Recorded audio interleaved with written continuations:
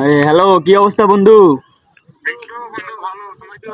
আলহামদুলিল্লাহ ভালো। কেমন আছো তুমি? আরে বন্ধু, সাদিয়া তো খালি তোমার কথাই কয়, বুঝছো? দেখা করতে চাই তোমার সাথে। হ্যাঁ, দেখা করবে এখন। বন্ধু, 500 টাকা দিয়ে পাইতাম। Hello hello.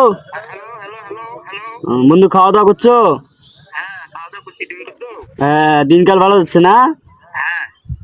টাকা পয়সা দিলে ভালো হইতো না? আরে হ্যালো, শোনা যায় না? কি করো কি করো? তো দেখা করবে না?